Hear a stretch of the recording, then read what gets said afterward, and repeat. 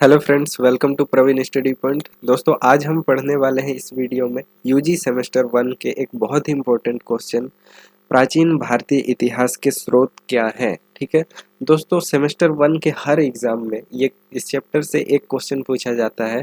या तो ये पूछा जाता है कि प्राचीन भारतीय इतिहास के पुरातात्विक स्रोत की चर्चा करें, या फिर दूसरा क्वेश्चन आपको ये पूछा जाएगा कि प्राचीन भारतीय इतिहास के साहित्यिक स्रोतों की चर्चा करें। ठीक है, नहीं तो ये भी पूछा जा सकता है कि प्राचीन भारतीय इतिहास के स्रोत क्या है, विस्तृत चर्चा करें। ठीक है दोस्तों, ये बीबीएमकेयू में है आप तो आपको 16 मार्क्स का पूछा जाएगा। अगर आप रांची यूनिवर्सिटी में है तो आपको ये 20 मार्क्स का पूछा जाता है। ठीक है, तो दोस्तों सबसे पहले तो अगर आप चैनल में नए हैं तो प्लीज़ चैनल को सब्सक्राइब कर लें, और इसी तरह के लेटेस्ट वीडियो के लिए आप बेल आइकन को भी ज़रूर प्रेस कर लें। दोस्तों, अभी हम जानेंगे कि इसका आंसर हम किस तरह से लिखेंगे और किस तरह से लिखना चाहिए। ठीक है, तो चलिए देखते हैं। दोस्तों, प्राचीन भारतीय इतिहास के स्रोत। दोस्तों, प्राचीन भारतीय इतिहास के स्रोत को हम दो भागों में बांट सकते हैं। पहला तो पुरातात्विक स्रोत और दूसरा साहित्यिक स्रोत। मतलब स्रोत का मतलब होता है कि वैसा जो कोई भी चीज जिससे हमें इतिहास के बारे में पता चलता है उसको हम स्रोत कहते हैं। तो पहला तो हमको ऐसा चीज मिलता है जो हमको खुदाई में मिलता है। ठीक है, जिससे हमको इतिहास की जानकारी मिलती है, हम उस तरह की चीजों को पुरातात्विक स्रोत कहते हैं।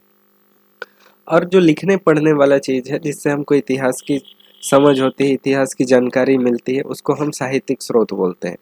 तो ये दो स्रोत होते हैं, एक पुरातात्विक स्रोत, एक साहित्यिक स्रोत। पुरातात्विक स्रोत में आता है अभिलेख, सिक्के, स्मारक और भवन, मूर्तियां, चित्रकला और अवशेष। ठीक है, तो इस तरह की चीजें आती है। तो पुरातात्विक स्रोत में आप ये पॉइंट दे के इस तरह से लिख सकते हैं, अभिलेख, सिक्के, स्मारक और भवन, मूर्तियां, चित्रकला, अवशेष। ये पुरातात्विक स्रोत में आता है दोस्तों। अगर आपको इसको डिफाइन करके लिखना है, अगर सिर्फ पुरातात्विक स्रोतों की चर्चा करें ये दिया हुआ है, तो आप इस तरह से लिख सकते हैं। पुरातात्विक स्रोत में अभिलेख एक पॉइंट दे करके आप इस अभिलेख में 2-3 पॉइंट और दे सकते हैं। अभी हम इस पे चर्चा करेंगे। ठीक है, लेकिन दोस्तों पुरातात्विक स्रोत में इतने सारे होते हैं, अभिलेख, सिक्के, स्मारक और भवन, मूर्तियां, चित्रकला, अवशेष। ठीक है, और अगर साहित्यिक स्रोतों की चर्चा करें ये पूछता है इतिहास में, तो साहित्यिक स्रोतों को हम दो भागों में बांट सकते हैं। जैसा कि आपको पता है, साहित्यिक स्रोत मतलब लिखने पढ़ने वाला चीज होता है। मतलब जैसे किताब, ग्रंथ, ये हुआ, ये सब साहित्यिक स्रोत होता है। इसको हम दो भाग में बांट सकते हैं। एक वैसा ग्रंथ, वैसा किताब, वैसा पांडुलिपि जो धार्मिक साहित्य है, मतलब जो धर्म से लगा हुआ है, यानी धर्म से रिलेटेड है, उसको हम धार्मिक साहित्य बोलते हैं। इसको भी हम तीन भाग में बांट सकते हैं, ब्राह्मण साहित्य, बौद्ध साहित्य और जैन साहित्य। ठीक है, और बहुत सारा ऐसा भी ग्रंथ लिखा गया है इतिहास में जिससे हमको इतिहास की जानकारी मिलती है, जिसको हम धर्मेत्तर साहित्य कहते हैं, जो धर्म से रिलेटेड नहीं है। जैसे इसको हम विदेशियों के वृतांत के रूप में देख सकते हैं। जैसे बाहर से जो विदेशी भारत में आए यात्रा करने के लिए, तो वो अपना वृतांत छोड़ गए हैं। ठीक है, इसको भी हम तीन पार्ट में देख सकते हैं, यूनानी और रोम लेखकों के वृतांत, चीन के लेखक, और उसके बाद अरब के लेखक। ठीक है, तो ये सब अपने अपने वृतांत छोड़ करके गए हैं। तो इस तरह से पुरातात्विक स्रोत, साहित्यिक स्रोत, इस तरह से हम धार्मिक साहित्य, धर्मेतर साहित्य, इन सब के बारे में लिख सकते हैं। अगर हमको पूछा जाए कि प्राचीन भारतीय इतिहास के स्रोत क्या हैं, तो हम सबसे पहले लिखेंगे पुरातात्विक स्रोत और साहित्यिक स्रोत। दो टाइप के हैं। पुरातात्विक स्रोत में हम इस तरह से डिफाइन करेंगे, साहित्यिक स्रोत में हम धार्मिक साहित्य लिखेंगे, धर्मेतर साहित्य लिखेंगे और उनके बारे में भी लिख देंगे। जैसे धार्मिक साहित्य में हम ब्राह्मण साहित्य, बौद्ध साहित्य, जैन साहित्य लिखेंगे। धर्मेतर साहित्य में हम विदेशियों के वृतांत को लिखेंगे, यूनान, रोम के लेखक, चीन के लेखक और अरब के लेखक जो अलग अलग वृतांत छोड़ करके गए हैं उसको लिखेंगे। दोस्तों, अगर इस चैप्टर से आपको ये पूछा जाए कि प्राचीन भारतीय इतिहास के पुरातात्विक स्रोत की चर्चा करें, तो आप इस तरह से लिखेंगे। आप वो चार्ट बना देंगे, उसके बाद लिखेंगे पुरातात्विक स्रोत। ठीक है, और पुरातात्विक स्रोत में सबसे पहले अभिलेख। ठीक है, और इसमें पहला पॉइंट लगाएंगे और लिखेंगे कि पुरातात्विक स्रोतों के अंतर्गत सबसे अधिक महत्वपूर्ण है। मतलब पुरातात्विक स्रोत में सबसे अधिक महत्वपूर्ण कौन है, तो अभिलेख है। सबसे प्राचीन अभिलेख हमको मिलते हैं अशोक के अभिलेख। ठीक है, और अशोक के अभिलेख के बाद इन अभिलेखों को दो भागों में बांटा जाता है, सरकारी अभिलेख और निजी अभिलेख। ठीक है, मतलब बाद के लोग जो है ना वो अपना खुद का अभिलेख भी बनाते थे और लिखवाते थे, इसलिए ये निजी अभिलेख आ गया। ठीक है, उसके बाद हमको बहुत सारे सिक्के भी ऐसे हैं जिससे पुरातात्विक स्रोत साहित्यिक पुरातात्विक जानकारियाँ मिलती है। ठीक है, मतलब इतिहास की जानकारियाँ मिलती है इस तरह के पुरातात्विक स्रोतों से भी। तो हम सिक्के लिखेंगे और यहाँ लिखेंगे वे सिक्के जिन्हें आहत या पंच करके बनाया गया, जिन्हें कोई लेख नहीं है, आहत सिक्के कहलाते हैं। मतलब जिनको पंच करके बनाया गया और जिन पे कोई लेख नहीं है उसको हम आहत सिक्के कहते हैं। सिक्कों की बड़ी संख्या एक स्थान पर मिलने पर हम उस सिक्कों पर डिफाइन किए हुए राजा या फिर उसके राज्य के अनुसार हम उसको उस साम्राज्य का हिस्सा मान लेते हैं। ठीक है, हम ये भी लिख सकते हैं। दोस्तों, हिंद यूनानी शासकों के राज्य काल का पूरा इतिहास सिक्कों के आधार पर लिखना संभव हुआ है। मतलब इंडो ग्रीक जो आए थे भारत में, जो हिंद यूनानी शासक थे भारत में, उनका पूरा का पूरा शासन काल हम सिक्कों के अध्ययन पर ही लिखते हैं। ठीक है, तो ये पॉइंट भी हम वहाँ पे डिस्क्राइब कर देंगे। फिर नेक्स्ट पॉइंट हम लिखेंगे स्मारक और भवन। ठीक है, इसमें हम लिखेंगे उत्तर भारत की कला जो है भवन निर्माण कला, उसको हम नागर शैली बोलते हैं।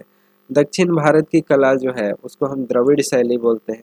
और जो बीच का है यानी दक्षिणापथ, उसको हम वेसर शैली बोलते हैं। ठीक है, और जावा का स्मारक बोरोबुदुर इस बात का प्रमाण है कि 9th सेंचुरी में महायान बौद्ध धर्म जो है वो बहुत लोकप्रिय हुआ, जावा तक चला गया उसकी लोकप्रियता। ठीक है, तो इस तरह से हमको भवन और स्मारक आदि से भी इतिहास के बारे में जानकारी मिलती है। तो ये पॉइंट हम लिखेंगे वहाँ पर, थोड़ा थोड़ा उसको डिस्क्राइब कर देंगे।